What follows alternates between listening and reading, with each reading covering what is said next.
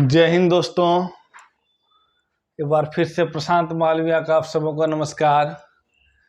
और हम लोग केमिस्ट्री कर रहे थे। केमिस्ट्री में हम लोगों ने स्टेट्स ऑफ मैटर को पढ़ा था, मतलब पदार्थ की अवस्था को जब हम लोगों ने पढ़ा था स्टेट्स ऑफ मैटर, तो हम लोगों ने उसमें पढ़ा था कि दो पार्ट में उसको क्लासिफाई किया गया है, दो आधार पे।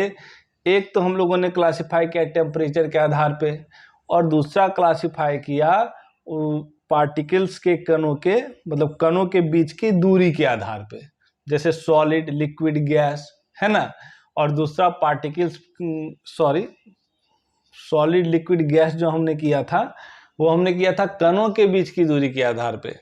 और टेम्परेचर के आधार पे 5 भाग में क्लासिफाई किया था हम लोगों ने, सॉलिड, लिक्विड, गैस, और गैस से भी एनर्जी दे करके प्लाज्मा स्टेट। और जब सॉलिड से हम लोग एनर्जी निकालते थे तो आ जाता था बोस-आइंस्टीन कंडेंसेट। ठीक है। हमने ये भी पढ़ा था कि कोई भी जो पदार्थ होता है, कोई भी जो मैटर होता है, तो उस मैटर का जो फंडामेंटल यूनिट होता है, यानी वो सबसे छोटा से छोटा कण जिससे मिलकर के कोई पदार्थ बनता है, उसको हम लोग एटम कहते हैं। ठीक है। तो कोई भी जो पदार्थ होता है उसका फंडामेंटल यूनिट में एटम होता है। हालांकि वो पदार्थ एटम भी हो सकता है, वो पदार्थ मॉलिक्यूल भी हो सकता है जिसको अणु कहते हैं, वो पदार्थ का यूनिट जो है हमारा कंपाउंड भी हो सकता है जिसको हम लोग यौगिक कहते हैं। लेकिन ओवरऑल उसका फंडामेंटल यूनिट एटम ही होता है। ये बात हम लोग समझते भी हैं, जानते भी हैं, इस पर कोई डिस्कशन की जरूरत नहीं है। अब सवाल ये उठता है कि हम लोग को कि जो सॉलिड, लिक्विड, गैस होता है, हम लोगों ने इसको क्लासिफाई कर लिया। ठीक है। फिर हम लोगों ने ये जाना था कि जो पदार्थ का, जो मैटर का जो अवस्था परिवर्तन होता है, ठीक है, उसको क्या कहते हैं। जैसे सॉलिड से लिक्विड में जाने के प्रोसेस को क्या कहते हैं, तो भैया उसको हम लोग हिंदी में गलन और मेल्टिंग कहते हैं। ठीक है। लिक्विड से गैस को क्या कहते हैं, गैस से प्लाज्मा स्टेट को क्या कहते हैं, डायरेक्ट सॉलिड से लिक्विड में जाए तो क्या कहते हैं, और लिक्विड से सॉलिड में आए तो क्या। इतना तक हम लोग कल कर चुके थे। आज हम लोग ये जानेंगे कि जो मैटर का जो स्टेट है, सॉलिड, लिक्विड और गैस, तो ये जो सॉलिड है ना, जिसको हम लोग ठोस कहते हैं, क्या कहते हैं, ठोस कहते हैं, तो ये ठोस कितने तरह का होता है, हमको ये भी जानना है कि ये ठोस कितने तरह का होता है। तो इस ठोस को जो है ना सर, दो पार्ट में कैटेगराइज किया गया है, दो पार्ट में डिवाइड किया गया है। एक को हम लोग कहते हैं क्रिस्टलाइन सॉलिड, एक को हम लोग कहते हैं क्रिस्टलाइन सॉलिड, और दूसरे को हम लोग कहते हैं एनामॉर्फस सॉलिड। देखिए सर, जनरली जब हम लोग जनरल कंपटीशन की तैयारी करते हैं ना, तो मतलब ये जो प्रोसेस ऑफ चेंजिंग था सॉलिड से लिक्विड, लिक्विड से, उसके बाद डायरेक्ट हम लोग कंपाउंड और मिक्सचर पे चले जाते हैं। इस टॉपिक को प्राय इग्नोर किया जाता है क्योंकि बहुत हल्के में ले लिया जाता है। लेकिन बहुत सारे एग्जाम में यहाँ से मतलब क्वेश्चन बनते ही बनते हैं, और ऐसे क्वेश्चन बनते हैं जो आप लोगों के जुबान पर हमेशा होगा। मैं अभी दिखाता हूँ वो क्वेश्चन, आपसे चर्चा होगी। तो ठोस हम जाने की दो तरह का होता है, सॉलिड दो तरह का होता है, एक क्रिस्टलाइन सॉलिड, एक एनामॉर्फस सॉलिड। क्रिस्टलाइन मतलब क्रिस्टलीय ठोस, और एनामॉर्फस यानी अक्रिस्टलीय ठोस। क्या होता है क्रिस्टलाइन और क्या होता है एनामॉर्फस? सर आप एक चीज गौर करिए कि आयरन भी एक सॉलिड है, गोल्ड भी सॉलिड है, जितना भी मेटल है, ठीक है, कुछ एक्सेप्शंस को छोड़कर, ठीक है, तो वो सॉलिड है। अब आप एक एग्जांपल लीजिए कि एक ग्लास है, शीशा, वो भी सॉलिड है। आप एक आयरन को गिराइए और एक ग्लास को गिराइए, आयरन नहीं टूटेगा, लोहा नहीं टूटेगा, लेकिन आपका शीशा टूट जाएगा, आपका शीशा। यानी कि हम ये देख रहे हैं कि ठोस में भी कुछ ऐसे, सॉलिड्स भी कुछ ऐसे हैं जो काफ़ी स्ट्रॉन्ग हैं और कुछ काफ़ी वीक हैं। तो सॉलिड दो तरह के होते हैं, क्रिस्टलाइन और एनामॉर्फस। मैंने डिफिनेशन ना देकर डायरेक्ट एग्जांपल से समझाया है, क्योंकि चीज़ों को हम प्रैक्टिकली ज़्यादा अच्छा समझते हैं, उसके बाद तो डिफिनेशन खुद क्रिएट हो जाएगा। ठीक है, तो क्रिस्टलाइन सॉलिड का अगर एग्जांपल आपको मांगा जाए तो आयरन हो गया, गोल्ड हो गया, सिल्वर हो गया, कॉपर हो गया, बहुत सारा एग्जांपल आप दे सकते हैं, प्लैटिनम हो गया। ठीक है ना, आपके पास भरा पड़ा है। एनामॉर्फस सॉलिड का मैं आपको एग्जांपल दे रहा हूं। एनामॉर्फस सॉलिड में एग्जांपल मैं आपको दे रहा हूं कि आपका रबड़ हो गया, रबड़ हो गया, आपका कांच हो गया, आपका प्लास्टिक हो गया, ये सब आपका अक्रिस्टलीय ठोस यानी कि एनामॉर्फस सॉलिड हो गया। एक क्वेश्चन यहाँ से प्रायः हर एग्जाम में बनता है, हम उसकी चर्चा भी करते हैं। अब देखिए डिफरेंस क्या है क्रिस्टलाइन सॉलिड और एनामॉर्फस सॉलिड में। सबसे पहला बात, इसका melting and boiling point fix होता है। इसका मेल्टिंग एंड बॉइलिंग पॉइंट यानी क्वथनांक और गलनांक सब फिक्स होता है। ठीक है, एनामॉर्फस सॉलिड जो होता है उसका melting and boiling point fix नहीं होता है सर, लेकिन ये एक रेंज में होता है। मैं आपको एग्जांपल से समझाता हूँ। सपोज करिए कि अगर आपको आयरन पिघलाना है, कॉपर पिघलाना है, गोल्ड पिघलाना है, तो इन सबों का एक फिक्स टेम्परेचर है कि इतना डिग्री सेंटीग्रेड पे आकर के वो पिघल ही जाएगा। ठीक है ना, चाहे 800 डिग्री सेल्सियस हो या 1000 डिग्री सेल्सियस हो, आखिर बड़े बड़े फैक्ट्री वगैरह में जो काम होती है तो एक फिक्स टेम्परेचर पर आकर के हमारा क्रिस्टलाइन सॉलिड पिघल जाता है। ठीक है, लेकिन जब हम एनामॉर्फस सॉलिड में आते हैं तो आप एक सपोज करिए एक प्लास्टिक ही हम आपको जलाने दे दें, आप प्लास्टिक को जलाइए, आप ये गारंटी दे सकते हैं कि ये इतना डिग्री पर आके मतलब पूरा पिघल जाएगा? नहीं, वो एक रेंज हो सकता है 50 से 100 डिग्री में पिघल जाए, हो सकता है 20 से 30 डिग्री में पिघल जाए। उस रेंज के बीच में आकर के वो टप टप करके टपकना शुरू हो जाएगा सर पहले समझ रहे हैं।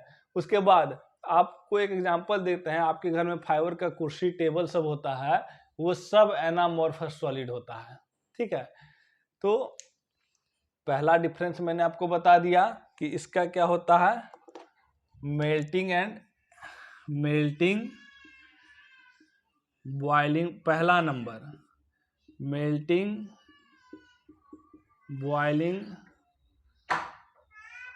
पॉइंट क्या होता है, फिक्स होता है, यहाँ पे नॉट फिक्स होता है।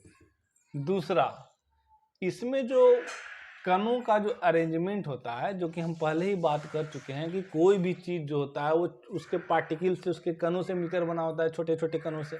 ठीक है, तो क्रिस्टलाइन सॉलिड में जो होता है ना, एक रेगुलर अरेंजमेंट होता है। सपोज करिए आपके पास ये बोर्ड ही है ना, तो इसके जो पार्टिकल्स है ना एक फिक्स अरेंजमेंट में है।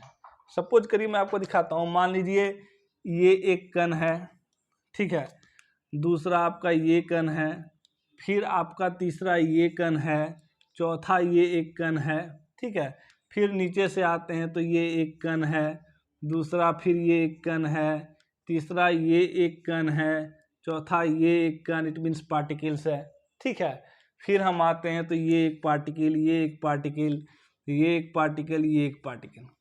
जो भी आपका क्रिस्टलाइन सॉलिड है ना सर, उसमें यहाँ से यहाँ के बीच का डिफरेंस फिक्स है, यहाँ से यहाँ के बीच का डिफरेंस फिक्स है, यहाँ से यहाँ के बीच का डिफरेंस फिक्स है, ये फिक्स है, ये फिक्स है, ये सारा चीज़ एकदम फिक्स है कि पार्टिकल्स इतने दूर पर ही रहेंगे।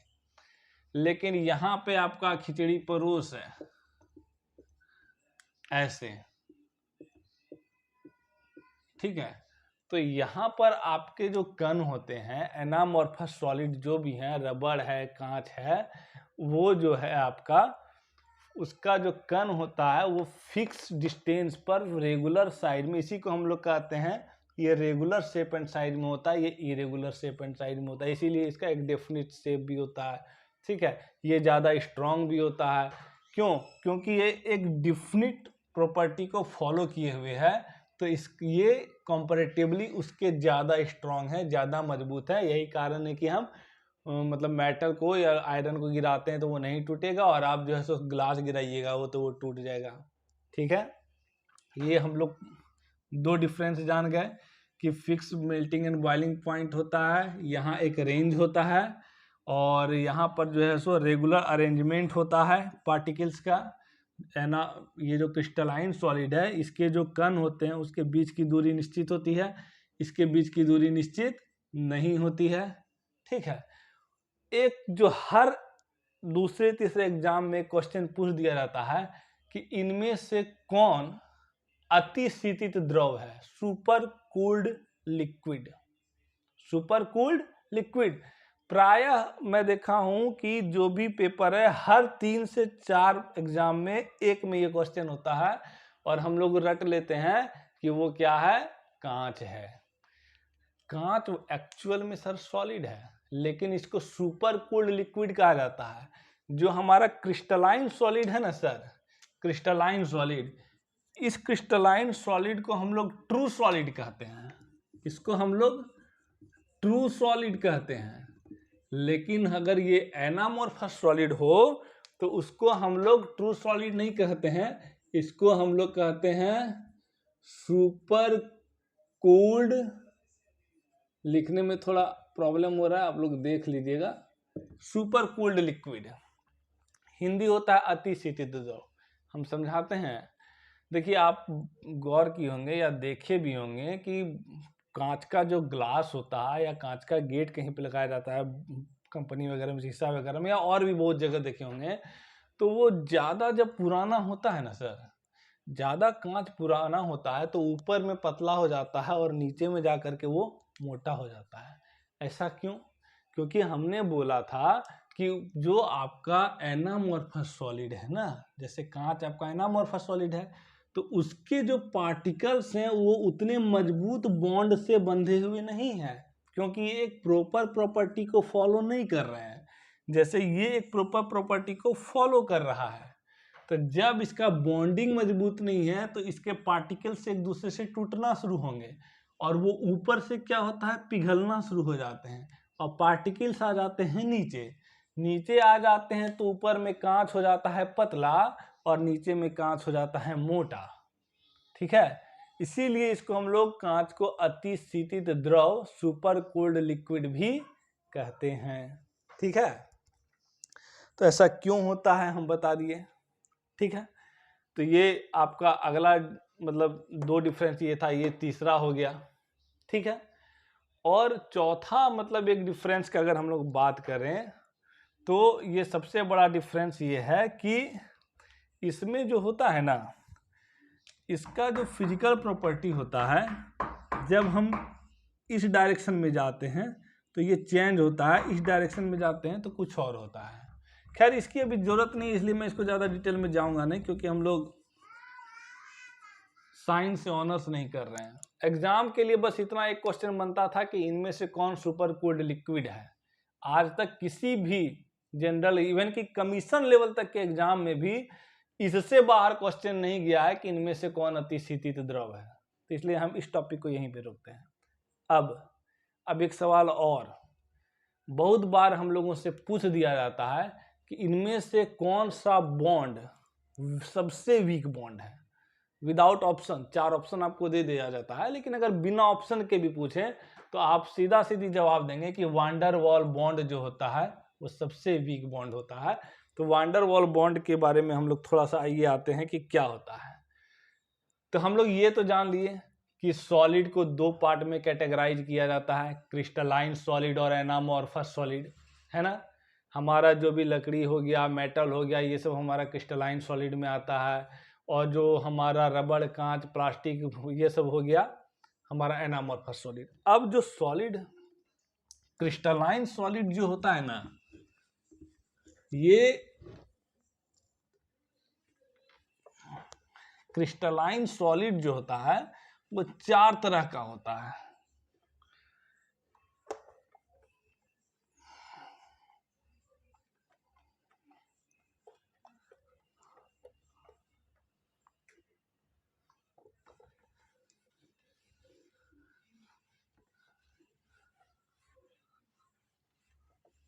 देखिए,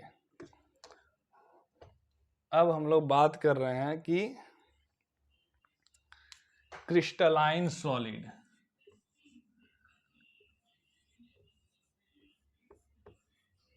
ये चल क्यों नहीं रहा?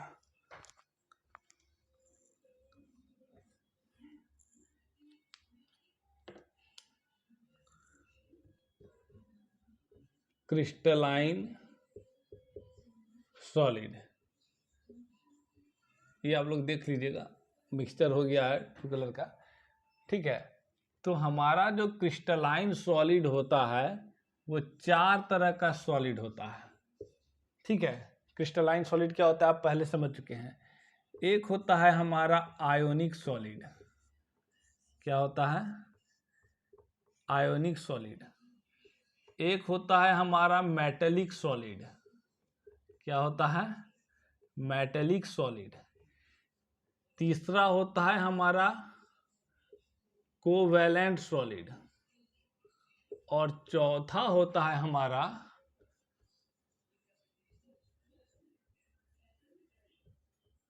Molecular solid.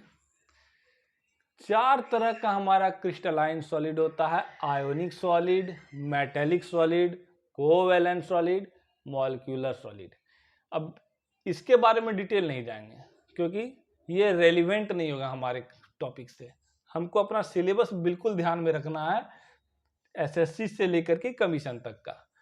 अब हमको ये जानना है सर कि इनके भी, जैसे आयोनिक सॉलिड है, आयोनिक सॉलिड के बारे में अगर जानना चाहते हो तो ये जान लीजिए, आप तो जान ही रहे, नाम से भी क्लियर है, प्लस चार्ज माइनस चार्ज जो कटायन अनायन होता है, मेटेलिक सॉलिड जो मेटल होता है। तो चारों के नाम से आप कंफर्म है, इसलिए मैं उसको डील नहीं कर रहा हूँ। वो थ्योरेटिकल पार्ट आपको 11-12 में क्वेश्चन आंसर के काम आएगा, कंपटीशन में रोल नहीं है इसका, ठीक है। तो out of topic, out of syllabus हमें भटकना भी नहीं है। अब जो आयोनिक सॉलिड होता है इसके बीच में जो बॉन्ड होता है, जैसे आयोनिक सॉलिड है, कटायन अनायन जो चार्ज पार्टिकल्स हैं, ठीक है। तो आयोनिक सॉलिड है तो भाई सॉलिड है तो आखिर कोई ना कोई पार्टिकल तो उसमें है, वो चाहे आयोनिक ही क्यों ना हो, ठीक है। तो उनके बीच एक बॉन्ड तो है ना, बॉन्ड तो है। जैसे कि एग्जांपल मैंने दिया था इलेक्ट्रोस्टैटिक बॉन्ड का, फोर्स ऑफ अट्रैक्शन जो था। तो आयोनिक सॉलिड के जो पार्टिकल्स हैं, जो भी आयोनिक सॉलिड हैं, इस पदार्थ के अंदर जो भी कण है, उस कण के बीच जो बॉन्ड है जिसके कारण वो बंधे हुए हैं, उस बॉन्ड को हम कहते हैं आयोनिक बॉन्ड। सर हम कोशिश कर रहे हैं कि अच्छे से अच्छे ढंग से बातों को रखें, अगर फिर भी क्लियरिटी नहीं आई तो कमेंट में जरूर बताइएगा। ठीक उसी तरह से मेटेलिक सॉलिड के बीच में जो भी हमारा मेटेलिक पदार्थ है, उनके बीच में जो बॉन्ड होता है वो मेटेलिक बॉन्ड होता है, ठीक है। कोवैलेंट सॉलिड, कोवैलेंट सॉलिड जो कोवैलेंट बॉन्ड, ठीक है, आप लोग पढ़े होंगे ionic bond, covalent bond, 9 class का टॉपिक है ये। तो कोवैलेंट सॉलिड के जो भी पार्टिकल हैं, उस पार्टिकल के जो बीच में जो फोर्स काम करता है, जो बॉन्ड बंधा हुआ है, उसको हम लोग कहते हैं कोवैलेंट बॉन्ड। बॉन्डिंग चैप्टर में आप लोगों ने पढ़ा होगा इस चीज को। वैसे मैं 6 से लेकर के 12 तक का एक सीरीज चलाऊंगा साइंस का, वहां पर इन सारे चीज के बारे में डिटेल से बात करूंगा, लेकिन कंपटीशन में इधर हम लोग बात करते हैं, ठीक है। अगली बात आती है मॉलिक्यूलर सॉलिड। मॉलिक्यूलर, किसी भी आप मॉलिक्यूलर सॉलिड समझ के, कैसा सॉलिड होगा, मॉलिक्यूल होगा उसमें, उन मॉलिक्यूल्स के बीच में जो पार्टिकल के बीच में जो बॉन्ड होगा, जिसके कारण वो एक दूसरे से अट्रैक्ट होंगे, बंधे हुए होंगे, उस बॉन्ड को हम लोग कहते हैं वंडर वॉल बॉन्ड। क्या कहते हैं? Wonder wall bond. तो ये 4 तरह का हमारा बॉन्ड होता है। अब कौन सा बॉन्ड मजबूत होता है, स्ट्रांग होता है, वीक होता है, हम ये भी देखते हैं। तो ये जो होता है ना, ये होता है हाई, ये एक मजबूत बॉन्ड होता है, इसके पार्टिकल्स काफ़ी स्ट्रांग होते हैं, इजीली ब्रेक नहीं कर सकते। इनके बीच भी बॉन्डिंग काफ़ी हाई यानी स्ट्रांग आप समझ सकते हैं। इनके बीच का जो बॉन्डिंग होता है वो वेरी हाई या स्ट्रांग कहिए, ठीक है। फिगर कट तो नहीं रहा, चेक करता हूं, नहीं, ठीक है। और ये जो बॉन्ड होता है ना, that is called weak bond. इस 4 से ज्यादा बॉन्ड हमको पढ़ना भी नहीं है, आपके एग्जाम में तो इतना पूछेगा भी नहीं। एक लाइन में क्वेश्चन पूछता है कि कौन सा बॉन्ड सबसे ज्यादा स्ट्रांग है, कौन सा बॉन्ड सबसे ज्यादा वीक है। तो सबसे ज्यादा स्ट्रांग बॉन्ड हमारा कोवैलेंट बॉन्ड हो गया और सबसे वीक बॉन्ड हमारा वैन डर वाल बॉन्ड हो गया। वन लाइनर हम इतना ही याद करते हैं, लेकिन आज हमने इस बात को समझाने का पूरा प्रयास किया है, ठीक है। तो आज का टॉपिक हम लोग यहीं रोकते हैं। कल हम लोग लिक्विड और गैस के प्रॉपर्टी के बारे में बात कर लेंगे, उसके बाद हम लोग कंपाउंड और मिक्सचर पे आएंगे, ठीक है। और एक चीज़ और, कल एक टॉपिक में मैंने एक बात और, वन लाइनर क्वेश्चन जब पूछता है, मैं भूल रहा हूँ, आयोनाइजेशन एनर्जी के बारे में। जैसे प्लाज्मा स्टेट में जाता है तो that process is called ionisation, है ना। तो एक सीधा सीधी हमारा direct one liner factual question पूछता है। इवन कि कई बार मैं कमीशन के एग्जाम में भी इस क्वेश्चन को देख चुका हूँ कि सबसे ज़्यादा आयोनाइजेशन एनर्जी किसकी होती है ना। हमारे पास जो भी 118 एलिमेंट्स हैं उनमें सबसे ज़्यादा आयोनाइजेशन एनर्जी किसकी होती है। तो सबसे high level of ionisation energy होती है हीलियम की। और एकदम फैक्ट क्वेश्चन एग्जाम में उठा के रख देता है सर, बिल्कुल याद कर लीजिएगा, सबसे high level of ionisation energy helium की, और सबसे कम जो आयोनाइजेशन एनर्जी होती है वो होती है सीरियम की। तो बस मैं आपको थ्योरी बता दे रहा हूँ, जो फैक्चुअल क्वेश्चन है वो आप याद करेंगे, और उन फैक्चुअल में भी जो मतलब एग्जाम में पूछता है, जो प्रायर स्टूडेंट से छूटता है, उसका मैं कोशिश करता हूँ कि यहाँ पे चर्चा कर दूँ, ठीक है सर। तो अब हम लोग नेक्स्ट वीडियो में लिक्विड और गैस की प्रॉपर्टी के साथ मिलेंगे। आज का वीडियो हम यहीं स्टॉप करते हैं। Thank you, thank you, thank you.